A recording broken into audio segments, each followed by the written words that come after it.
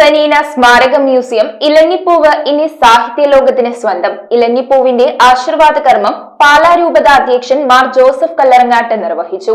Sister Mary ബനീനയുടെ സാഹിത്യ സൃഷ്ടികളെക്കുറിച്ച് ആഴത്തിലുള്ള പഠനം വേണമെന്ന് മാർ കല്ലറങ്ങാട്ട്. കേരള വിഷൻ എന്നും ജനങ്ങളോടൊപ്പം.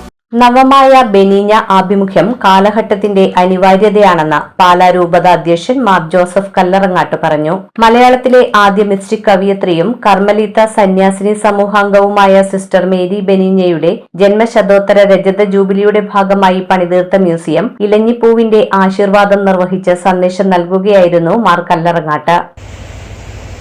ഈ മൂന്നുപേരെയും കുറിച്ച് വളരെ വിപുലമായ പഠനം റിയാസ് സാറ് നടത്തിയിട്ടുണ്ട്. ആ പുസ്തകങ്ങളൊക്കെ കുറേയെല്ലാം വിറ്റഴിഞ്ഞിട്ടുണ്ട്.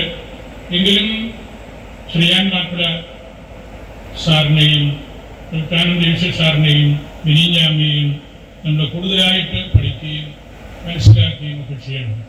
സിസ്റ്റർ മേരി ബനീനയുടെ സാഹിത്യ സൃഷ്ടികളെക്കുറിച്ച് ആഴത്തിലുള്ള പഠനങ്ങൾ ഉണ്ടാകണമെന്നും അദ്ദേഹം പറഞ്ഞു. സിസ്റ്റർ മേരി ബനീനയുടെ ജന്മശതോത്തര രജത ജൂബിലി സമ്മേളന ഉദ്ഘാടനവും മാർ ജോസഫ് കല്ലറങ്ങാട്ട് നിർവഹിച്ചു. CMC superior general mother grace Therese അധ്യക്ഷത വഹിച്ചു. പെരുമ്പടവം ശ്രീധരൻ സിസ്റ്റർ ബനീനയുടെ സ്മരണകൾ പങ്കുവച്ചു. പാലാരൂപത മുഖ്യ വികാരി ജനറാളും സിസ്റ്റർ മേരി ബനീന ഫൗണ്ടേഷൻ ചെയർമാനുമായ monsignor doctor Joseph Thadathil, Anoop Jacob MLA, doctor Kuriyas Kumbalakuzhi, saint Peter and Paul forane വികാരി ഫാദർ ജോസഫ് ഇടത്തുംപറമ്പിൽ, പഞ്ചായത്ത് പ്രസിഡന്റ് പ്രീതി അനിൽ, ബനീന സാംസ്കാരിക സമിതി president VM Mathew, saint Peter's higher secondary school principal Rajesh C Kunnumpuram, Geetha George, sister Siji Theres, sister Kripa Maria എന്നിവർ പ്രസംഗിച്ചു.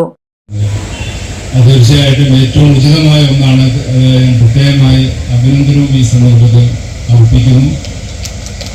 ഒരു മനോഹരമായ സ്മരണാഞ്ജലിക്കായി ഇവിടെ കയറി കാണാൻ കഴിഞ്ഞില്ലെങ്കിലും ആശീർവാദത്തിനിടയ്ക്ക് നോക്കിയപ്പോൾ അവിടെ പ്രതിപാദിച്ചതുപോലെ സിസ്റ്ററുകൾ എഴുതിയ കസേരയും മേശയും പേനയും അതുപോലെ കണ്ണാടിയും ഒക്കെ അവിടെ ഒറ്റനോട്ടത്തിൽ നിന്ന് കാണാൻ കഴിയുന്നത് വളരെ ഇൻഫോർമേറ്റീവായ ഒന്നായി മ്യൂസിയം മാറട്ടെ എന്നാണ് എനിക്ക് സംബന്ധിക്കാനുള്ളത്. പേരിലുള്ള സാഹിത്യ അവാർഡ് മേടിക്കാൻ കഴിഞ്ഞത് വളരെ സന്തോഷമുള്ള കാര്യമാണ്.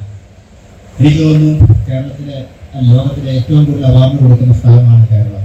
അതുകൊണ്ട് തന്നെ എഴുത്തുകാരെ സംബന്ധിച്ചിടത്തോളം കഥയാണെങ്കിലും കവിതയാണെങ്കിലും നിരൂപണമാണെങ്കിലും സിനിമയാണെങ്കിലും അവാർഡുകളൊക്കെ ധാരാളമായിട്ട് ലഭിക്കും. എനിക്കും അങ്ങനെ കുറേ അവാർഡുകളൊക്കെ പലപ്പോഴും ലഭിച്ചിട്ടുണ്ട്. പക്ഷെ എനിക്ക് തോന്നുന്നു ഞാൻ ഹൃദയത്തോടെ ചേർത്ത് പിടിക്കുന്ന ഒരു അവാർഡാണ് സിസ്റ്റർ മേരി ബനീനയുടെ അവാർഡ്. അത് എലിഞ്ഞിപ്പൂവ് എന്നാണ് നമ്മളിപ്പോൾ ഈ സ്മാരകത്തിന് പേരിട്ടിരിക്കുന്നത്. വാസ്തവത്തിൽ ആരാണ് ബനീനയമ്മയെ എലിഞ്ഞിപ്പൂവ് എന്ന് വിശേഷിപ്പിച്ചതെന്ന് കൃത്യമായിട്ട് പറയാൻ കഴിയുമോ എന്നെനിക്ക് സംശയം. 1960 61 ബനീനയമ്മയുടെ ഷഷ്ടിപൂർത്തിയോടനുബന്ധിച്ച് മൂവാറ്റുപുഴ നിർമ്മല കോളേജിൽ ഒരു ഏകദിന സെമിനാർ സംഘടിപ്പിക്കും. Banina award doctor Jose K മാനുവലിനും വാനമ്പാടി അവാർഡ് ഡോക്ടർ ജെയിംസ് പുലിയൂറുമ്പിലിനും മാർ ജോസഫ് കല്ലറങ്ങാട്ട് സമ്മാനിച്ചു. News bureau iVision Piravom. IT രംഗത്ത് തൊഴിലുറപ്പാക്കാം Kerala vision institute of ടെക്നോളജിയിലൂടെ.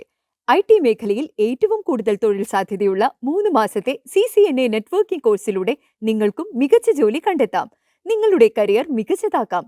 ISP സാങ്കേതിക പരിശീലനവും മികച്ച സാങ്കേതിക വിദഗ്ധരുടെ സേവനവും ആധുനിക സൗകര്യങ്ങളോട് കൂടിയ ലാബുകളും ഹോസ്റ്റൽ സൗകര്യങ്ങളും കഴിവുറ്റ വിദ്യാർത്ഥികൾക്ക് നൽകുന്ന 100% placement Kerala vision institute of ടെക്നോളജിയെ വേറിട്ടതാക്കുന്നു. രാവിലെയോ വൈകിട്ടോ ഉള്ള ക്ലാസ് തിരഞ്ഞെടുത്ത് ഉടൻ തന്നെ നിങ്ങളുടെ സീറ്റ് ഉറപ്പാക്കൂ. Kerala vision institute of technology, near railway station, Puthukkad.